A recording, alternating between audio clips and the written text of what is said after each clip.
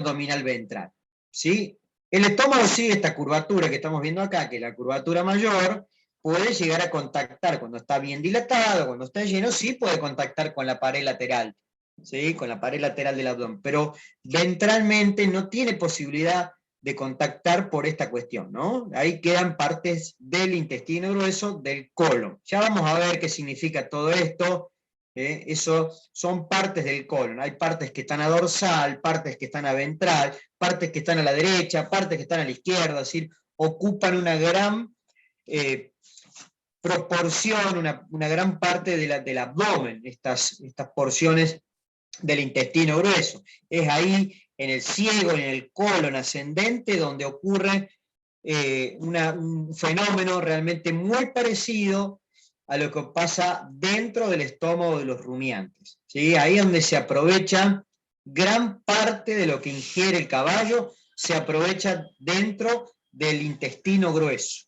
Ahí adentro hay una población microbiana, donde hay bacterias, donde hay protozoos, donde hay hongos, hay levaduras, hay un montón de bichitos ahí adentro que son fundamentales para poder aprovechar lo que ingiere el animal, ¿sí? Por eso, cuando hay algún disturbio de esos microorganismos, donde se altera la población, donde empiezan a predominar algunos, donde empiezan a morir otros, bueno, ahí empiezan a haber un montón de consecuencias, ¿sí? Entre ellos, por ejemplo, las diarreas, ¿sí? Las diarreas. Bueno, ya lo vamos a estar viendo para por lo menos comprender digamos, la disposición que tienen estos tramos del intestino grueso, que son realmente muy importantes. No podemos desconocer esta parte de la anatomía del caballo porque es eso fundamental para su fisiología, ¿sí? Para la fisiología.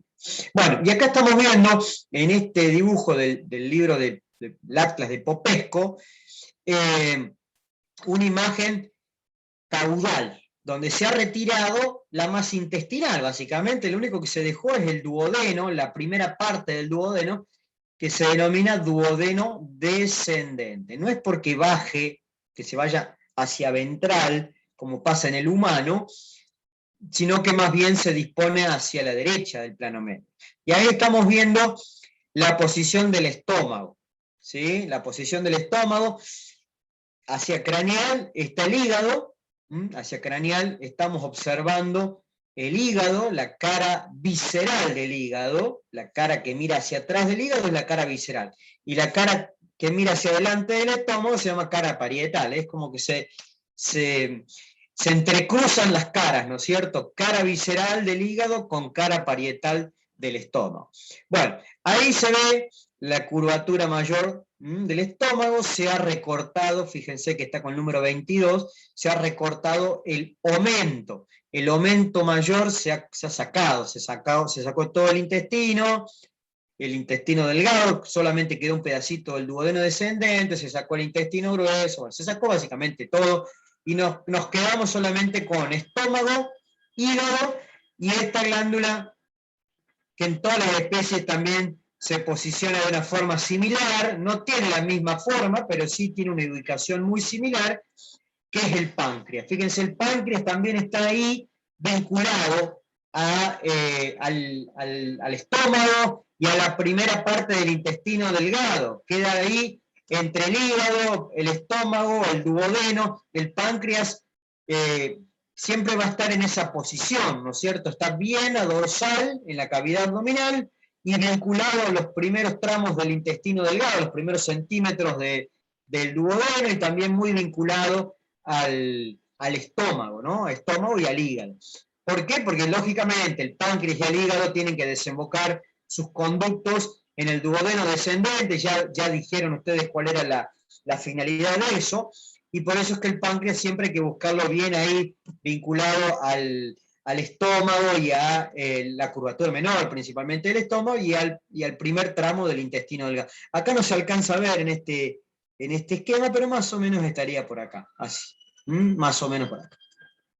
Bueno, entonces ahí está la curvatura mayor del estómago, eso sería la curvatura menor, fíjense que está como muy cerrada, muy inclinada, no muy inclinada, sino muy, muy aguda, es una curvatura de forma muy aguda. Del lado izquierdo va a estar el vaso, que es lo que se observa ahí, Y después se ven un poquito algunos órganos también relacionados, como son los riñones y demás. Pero bueno, más que todo para que prestemos atención a esta parte que es el estómago. Acá abajo todo esto estaría ocupado principalmente por partes del colon, ¿no? Del colon ascendente. Y el intestino delgado, el yeyuno también se mete en aquellos lugares donde haya lugar, se va a meter, ¿sí? Es un intestino muy móvil, muy largo, que va a ocupar montones de posiciones. Bueno, fíjense que en definitiva esta foto es la misma que estaba anteriormente y ahí están todas las partecitas que se le describen, no se ven absolutamente todas, pero sí las que hemos mencionado hace un ratito, ¿no? El saco ciego, está la desembocadura del esófago, el comienzo del intestino delgado, del duodeno, la curvatura menor, la curvatura mayor. Bueno, acá estamos viendo principalmente la superficie visceral, la superficie que apunta hacia atrás, lo que contacta con el yeyuno, con el intestino grueso, bueno, eso todo es superficie visceral. Y esta parte que la habíamos mencionado hace un ratito, que es esta especie de globo, este bolsillo que sobrepasa un poco el límite o el nivel del cardiac, todo eso es lo que se llama saco ciego, ¿no? Todo esto es el saco ciego del estómago. Bien, a ver.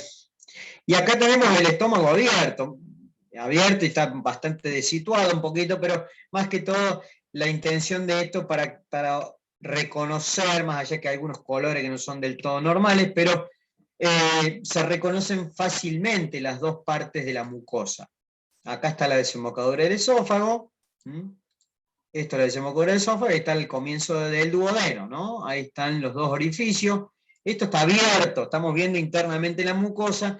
La intención de esta foto es más que todo para que podamos reconocer los dos tipos de mucosa que se ven sin dificultad. Cuando uno limpia el contenido, saca el contenido, lo lava bien, se puede ver sin problema, lo que sería la mucosa aglandular, que es todo esto, de color más blanquecino, todo eso es mucosa aglandular.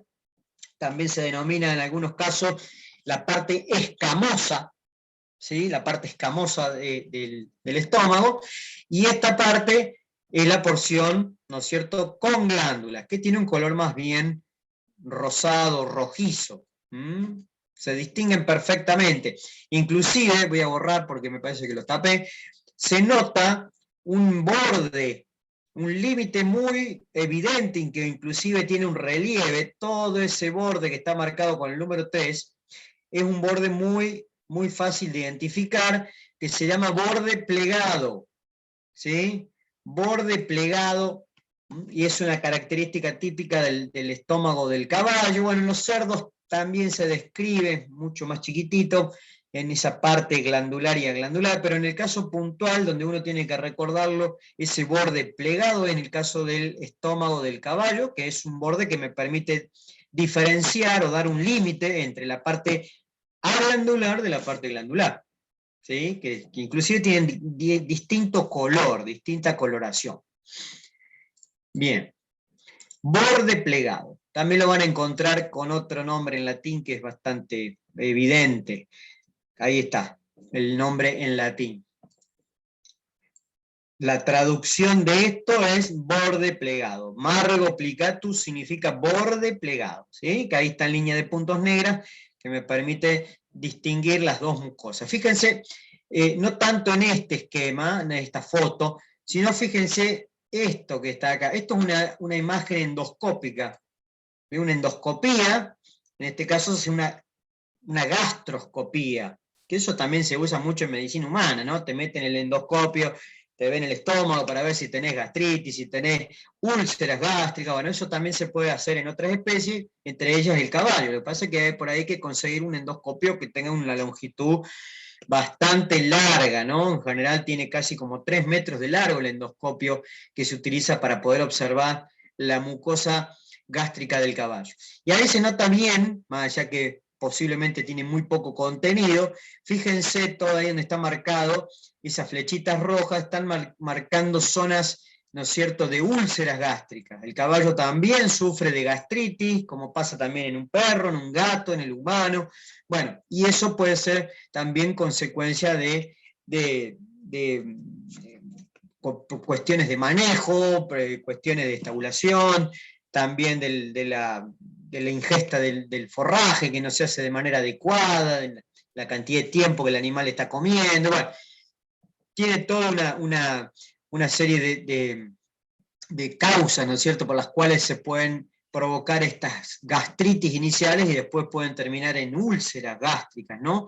Bueno, y ahí se ve, más allá de las lesiones, se ve claramente el color diferencial entre esta parte más clarita, que es la parte aglandular, y esa porción que es más bien rosada, que es la porción glandular. En el fondo se ve algo de contenido líquido, ¿no es cierto?, contenido gástrico. Y esto también es muy común de observar, ¿sí? La mayoría de los caballos, por más que estén desparasitados y demás, tienen en muchos casos unos residentes ahí, unos parásitos que en general no traen muchos problemas, pero esos parásitos son bastante comunes, son casi habitantes que lo tienen casi todos los caballos, por más que estén en buen cuidado, en buen manejo, desparasitados y demás. En muchos casos aparecen estos parásitos y que son hallazgos después de una necropsia, ¿no es cierto? Y esos se llaman gasterófilos, son unos parásitos que ustedes los van a estudiar también en algunos años, y que están dentro del estómago, ¿sí? Dentro del estómago del animal. Bueno, era simplemente para ir relacionando algunas cuestiones de las cuales ustedes después más adelante van a empezar a ver y estudiar y demás. Profe, Sí. el Margo plicatus está solamente en el equino, ¿no es cierto? Sí, se escribe también en el cerdo. El cerdo tiene también un pequeño borde entre la parte glandular y aglandular. También se la ha descrito en el cerdo, pero cuando ustedes hablen de borde plegado, lo que primero se les tiene que venir a la cabeza es en el estómago del caballo, ¿sí? En el estómago del caballo. El cerdo, digamos, cayó dentro de esta clasificación de un estómago compuesto, porque sí tiene esa pequeña partecita, ¿no es cierto?, vinculada al cardias, esa pequeña partecita vinculada al cardias, que no tiene glándula, pero es muy poquita la parte que no tiene glándulas del estómago de los cerdos, ¿no? El cerdo siempre tiene, en gran parte de sus aparatos y sistemas, tiene cosas medias raras, cosas que comparte con los carnívoros, cosas que comparte con los equinos, cosas que comparte con los rumiantes, es una mezcla bastante particular el cerdo, ¿no?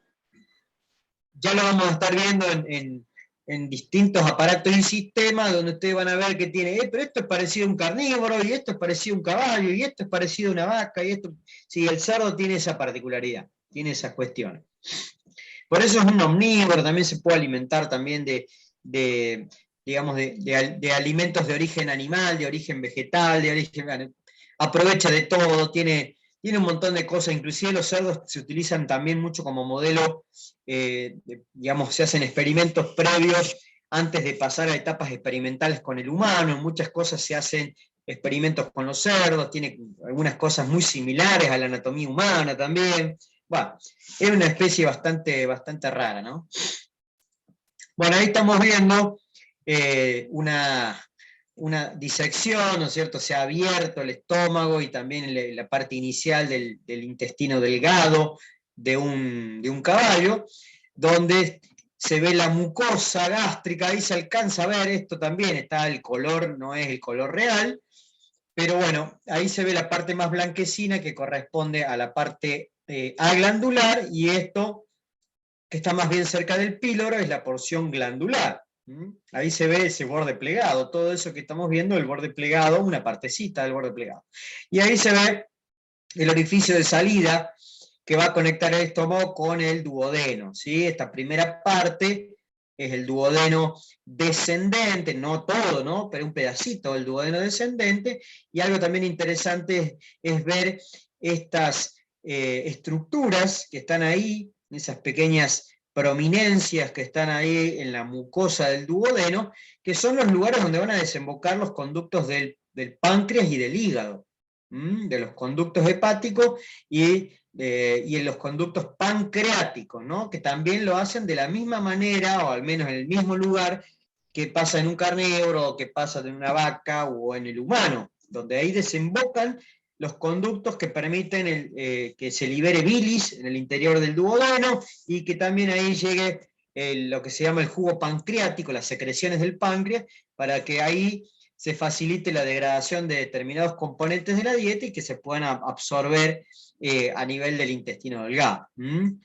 No es lo fundamental que ocurre en un caballo, porque la mayor parte se aprovecha en el intestino grueso gracias a esa enorme cantidad de microorganismos que tiene el animal adentro de ese colon, adentro de ese ciego, que permiten aprovechar la mayor parte de los componentes de la dieta, pero algunas cosas también se absorben a nivel del intestino delgado, sobre todo lo que es la glucosa y algunas cuestiones se absorben a nivel del intestino delgado y también lo hacen bastante eficiente, ¿no? El caballo tiene cosas, podríamos decir que tiene una digestión más eficiente que en los rumiantes, ¿no? Hay cosas que se aprovechan en el intestino delgado y otras que siguen de largo hasta el intestino grueso y ahí se procesan y se aprovechan también en el intestino grueso. Bueno, cada especie, como ya van a ver, tiene sus particularidades de la fisiología digestiva. Bueno, y con esto ya lo vamos a dejar acá nomás, para que vayan viendo que hay diferencias también, más allá que las partes que tiene el intestino en las distintas especies de interés veterinario son las mismas. Hay un intestino grueso, un intestino delgado, un intestino grueso en todas las especies, y inclusive una subdivisión de cada segmento de la misma manera en todas las especies, pero hay diferencias bastante notables, ¿no es cierto? Modificaciones bastante notables en algunos de estos tramos en las diferentes especies. Más allá, voy a marcar acá, a ver, lo voy a correr porque esto me molesta. Voy a marcar el intestino del carnívoro, que sería lo más fácil, lo más simple. Ahí está la terminación del estómago y el comienzo del intestino delgado. Esto es el primer tramo del intestino delgado, es el duodeno. La primera parte se llama duodeno descendente. Para allá estaría la cabeza del animal, para allá estaría la cola. Bueno, duodeno descendente, ¿sí? No es porque baje, no es que vaya hacia abajo como pasa en la anatomía del humano, de ahí vienen los nombres, ¿no? De esas partes descendentes, ascendentes y demás. Bueno, en los animales van para craneal, hacia caudal, no es que se van para abajo y para arriba, pero se mantiene esa nomenclatura como la anatomía del humano. Entonces tenemos el primer tramo es duodeno, que tiene una porción descendente, hay una curvatura acá. Después hay otro tramo del duodeno que se llama duodeno ascendente. Cambian de posición, uno está más a la derecha, otro pasa al plano izquierdo, digamos la izquierda del plano medio. Después acá le han puesto otro color para poder diferenciar un tramo del otro. A partir de ahí empieza el yeyuno, que el yeyuno es la parte del intestino delgado más largo, más extenso, que está todo plegado, ¿no es cierto? Tiene un montón de flexuosidades, de flexuras. Bueno, todo eso es yeyuno, que ocupa distintas partes de la cavidad abdominal, donde tiene un meso de soporte, un pliegue de soporte de peritoneo muy extenso también, que le permite moverse, estar en distintas partes de la cavidad abdominal. Eso lo permite porque el peritoneo, el pliegue del peritoneo es muy largo para poder sostener todo esto. Entonces eso le da mucha libertad de movimiento al yeyuno, ¿no? Bueno, y después aparece el ilion. El ilion es el último tramo del intestino delgado, un tramo relativamente corto, en algunas especies puede ser un poquito más largo, en los carnívoros realmente es muy cortito, y a partir de ahí, después de la terminación del ilion, empieza el intestino grueso, ¿sí? El ciego, que tiene esta forma, bueno, una forma como una especie de S, no está muy bien ejemplificada acá en el dibujo. Bueno, el ciego muy chiquitito en los casos de los carnívoros, nada que ver con lo que puede ser, por ejemplo, el ciego de un caballo. Fíjense lo que es el ciego de un caballo que puede alcanzar hasta casi 1,20 m de longitud, comparándolo con esto, que es una cosa de escasos centímetros. Bueno, por eso les digo, cada especie tiene sus particularidades, ¿no? Más allá que todos tengan un intestino delgado con sus 3 porciones y también tengan un intestino grueso con las mismas porciones, cada uno tiene sus diferencias morfológicas, de tamaños y demás. Entonces tenemos el ciego, colon, que el colon también se lo subdivide en partes. El primer tramo es el colon ascendente, que es un tramo relativamente cortito en los carnívoros, pero en el caso del equino, o en el caso de los rumiantes, o en el cerdo, tiene una disposición bastante particular, es mucho más extenso, inclusive puede ser muy voluminoso, como pasa en el caballo. Bueno, el colon ascendente en el caso del perro, que es el primer tramo del colon, se llama así, colon ascendente. Después viene el colon transverso, que cruza de lado a lado, cruza desde la derecha a la izquierda del plano medio. Este es el colon transverso, por eso se llama así, cruza de un lado al otro. Y por último, el colon descendente, que es un tramo un poco más largo, y una vez que el colon descendente se mete dentro de la cavidad pélvica, a partir de ahí sigue el recto, que ese sería el último tramo del intestino grueso. Colon ascendente, colon ascendente y colon descendente. Esas son las 3 partes del colon. Ascendente, transverso y descendente. Es el recorrido que hace la ingesta, en definitiva, el contenido ahí adentro. Y por último, el recto. El recto ya es el tramo del intestino grueso que está dentro de la cavidad pelviana, dentro de la pelvis. Y el orificio de salida, el exterior, digamos, lo que se alcanza a ver por fuera, que es el ano, ¿sí? El orificio de salida, por donde va a salir la materia fecal, ¿no es cierto? Bueno, digamos, el carnívoro es el ejemplo más fácil, ¿no? El ejemplo más simplificado de toda esta parte de intestino. Cuando vayamos a ver el caballo, o veamos alguna particularidad del cerdo, o algunas cositas de los rumiantes, bueno, ahí vamos a detenernos en alguno de estos tramos, porque realmente son modificaciones bien evidentes, bien notables, sobre todo lo que ocurre a nivel del ciego y a nivel del colon. A nivel del ciego y el colon, sobre todo el colon ascendente, como dice acá la diapositiva, ahí es donde ocurren las mayores modificaciones. En el colon, ¿sí? En el ciego y en el colon ascendente, donde son bien distintos entre las especies. ¿Sí? Bueno,